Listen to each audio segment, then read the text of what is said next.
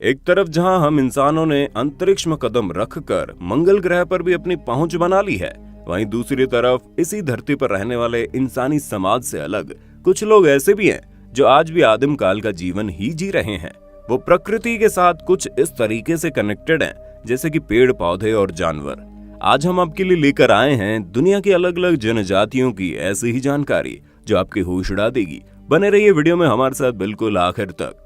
कावाहिवा जनजाति, ये जनजाति भी अमेज़न के जंगलों में रहती है। ब्राजील की अथॉरिटी का कहना है कि अब इस जनजाति में केवल 50 लोग ही बचे हैं। ये लोग भी पूरी तरह से जंगल पर ही डिपेंडेंट है, लेकिन अब ये अपने बच्चे नहीं पैदा कर रहे क्योंकि ये लोग उन बच्चों को आधुनिक लाइफस्टाइल के अकॉर्डिंग नहीं पालना चाहते हैं। अमेज़न के जंगलों में जहां जहां भी ये लोग रहते थे, अक्सर वहां पर लकड़ी की कटाई होने लगती थी। कई बार इन्होंने इस लकड़ी की कटाई का विरोध भी किया, लेकिन उनके इस विरोध का कोई नतीजा नहीं निकला। इन्हें बार बार अपना ठिकाना बदलना पड़ता था। आज की स्थिति में इनकी संख्या बहुत कम हो गई है और एक समय ऐसा भी आएगा जब इस जनजाति का नाम इतिहास बनकर रह जाएगा।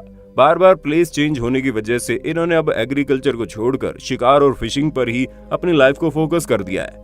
आवा ट्राइब्स, अमेज़न के जंगलों में सबसे खतरनाक आदिवासी जनजाति का जब भी जिक्र आता है तो उसमें आवा ट्राइब्स का नाम सबसे ऊपर आता है। अमेज़न रेन फॉरेस्ट के ब्राजील के हिस्से में यह आदिवासी जनजाति रहती है। इनकी संख्या फिलहाल 350 है। अपने इलाके में किसी को प्रवेश नहीं करने देते। इनकी पूरी की पूरी लाइफ हंटिंग पर बेस्ड होती है। ये दिन में 8 से 10 घंटे हंटिंग करते हैं, इसके बाद अपना परिवार पालते हैं। ये लोग काफी क्रिएटिव होते हैं। आवा ट्राइब्स की महिलाएं पुरुषों को काफी अच्छे तरीके से सजाती हैं। इसके लिए वो किंग्स वल्चर और तोते की पंखों का सहारा लेती है। इन आदिवासियों के बीच इस रस्म को करावा कहा जाता है। ये लोग तालियां बजाकर गाना गाते हैं। इनकी मान्यता है इससे यहाँ रहने वाले पुरुष आसमान में अपने पूर्वजों से जाकर मिल लेते हैं। इस जनजाति में शिकार करने वाले लोग अपने काम में बड़े एक्सपर्ट होते हैं। ये लोग रोज 7 से 8 घंटे अलग अलग क्षेत्रों में घूमकर शिकार करते हैं और उसके बाद जो भी कुछ मिलता है उससे अपना और अपने परिवार का पेट भरते हैं। शिकार करने का ये लोग एक और तरीका अपनाते हैं। इसके लिए ये जंगल के पेड़ों की ऊंचाई पर बैठ जाते हैं और शिकार के आने का इंतजार करते हैं। जैसे ही कोई शिकार इनके पास आता है उस पर हमला करके ये उसे इंजर्ड कर देते हैं। इसके बाद उसे अपने कब्जे में ले लेते हैं। उसके अलावा शिकार करने के लिए ये जाल का भी इस्तेमाल करते हैं। ये शिकार के लिए जाल बिछाते हैं। जब जाल में कोई शिकार फंस जाता है तो ये उसे पकड़कर अपने साथ ले जाते हैं। इसके अलावा शिकार करने के लिए ये शॉटगन का भी इस्तेमाल करते हैं। इस गन को ये खुद ही तैयार करते हैं। बड़े आकार के चूहों के अलावा ये लोग हिरण का भी शिकार करते हैं।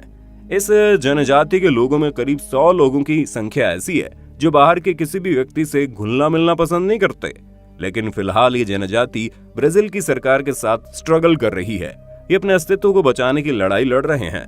दरअसल जिस इलाके में आवा ट्राइब्स रहते हैं, फॉरेस्ट के उस इलाके में काफी मात्रा में आयरन पाया जाता है। इसलिए अब सरकार वहां के जंगलों को साफ करके वहां जमीन के नीचे खुदाई करना चाहती है ताकि आयरन निकाला जा सके। इसके लिए सरकार इन जनजातीय लोगों को वहां से हटाना चाहती है, लेकिन जनजाति लोगों ने वहां से हटने की बजाय संघर्ष का रास्ता अपनाया। इसके बाद सरकार ने यहाँ पर राजनीतिक पैंतरेबाजी शुरू कर दी। लेकिन चाहे कोई ट्राइब्स कितनी खतरनाक क्यों ना हो, अगर सरकार उसे हटाने पर उतारू हो जाए तो फिर उसे अपनी जगह छोड़कर हटना ही पड़ेगा। यहाँ के जनजाति लोगों को हटाने के लिए इन पर हमले किए गए, जंगलों में आग लगा दी गई और पेड़ काटने का सिलसिला शुरू हो गया।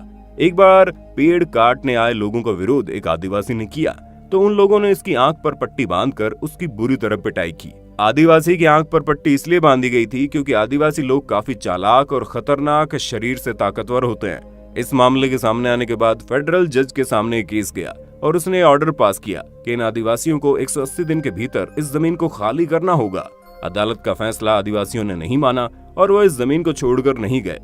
इसके बाद इन आदिवासियों को हटाने के लिए अलग अलग तरह के हथकंडे अपनाए जाने लगे। जिस जमीन पर ये रहते थे, पेड़ों की लगातार कटाई शुरू हो गई ताकि ये लोग वहां से हट जाए।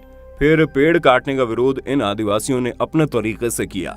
इसके बाद साल 2014 में ब्राजील की सरकार ने बाकायदा आर्म फोर्सेस को इन जंगलों में भेजा। सेना के साथ बुलडोजर और हेलीकॉप्टर भी थे। वो इन आदिवासियों को यहाँ से हटाने के लिए ही आए थे।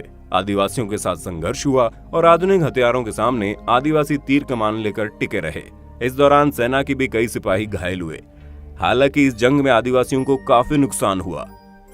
करूबू ट्राइब्स, अमेज़न रेन फॉरेस्ट में रहते हैं करूबू ट्राइब्स। पेरू और ब्राजील के बॉर्डर के पास रहने वाली ये जनजाति जंगलों को ही अपना जीवन मानती है। इन्हें किसी के साथ घुलना मिलना पसंद नहीं है। अमेज़न के जंगलों में करूबू ट्राइब्स की बस्ती के आसपास और भी दूसरी आदिवासी जनजातियां रहती है। वो अक्सर बाहरी लोगों के साथ थोड़ा बहुत घुल मिल जाते हैं, लेकिन इन करूबू ट्राइब्स के बारे में लोगों को बिल्कुल भी जानकारी नहीं है। साल 1998 में 2 लोग वहां पर जंगल के भीतर चले गए थे। उनमें से एक बीमार पड़ गया और इस वजह से वो वापस आ गया। ठीक होने के बाद उसने करूबू ट्राइब्स के साथ हुए अपने एक्सपीरियंस को शेयर किया। उसने बताया इस जनजाति के लोग किसी के साथ भी घुलना मिलना पसंद नहीं करते हैं और अगर कोई बाहर से वहां पहुंच जाए तो उसे जान से भी मार सकते हैं। इसके लिए वो तीर कमान का इस्तेमाल करते हैं या फिर शॉटगन का। मसाई ट्राइब्स। मसाई जनजाति अफ्रीका में रहने वाली एक पुरानी जनजाति है जिसका इतिहास 5000 साल पुराना है। ये लोग अब भी पुराने और पारंपरिक तौर तरीकों के बेसिस पर अपनी जिंदगी गुजारते हैं। यहाँ के लोग मूल रूप से पशुपालन करते हैं और यही इनकी इकोनॉमी का बेसिक है। गाय भैंस पालना और इनकी देखभाल करना ये इनकी रोजी रोटी का जरिया है। हालांकि इनके गाय और दूसरे पालतू पशुओं पर खतरनाक जंगली जानवरों से जान का खतरा मंडराता रहता है। शेर या दूसरे जानवर इनके पशुओं पर हमला कर देते हैं, लेकिन इस बात पर यकीन करना आसान नहीं है कि आदिवासी अपने से कहीं गुना ज्यादा खतरनाक और ताकतवर शिकारी जानवरों को निहत्ते ही दूर भगा देती हैं। जरूरत पड़ने पर ये उन्हें मार भी देते हैं। लेकिन इस जनजाति के पास जाना खतरे से खाली नहीं है।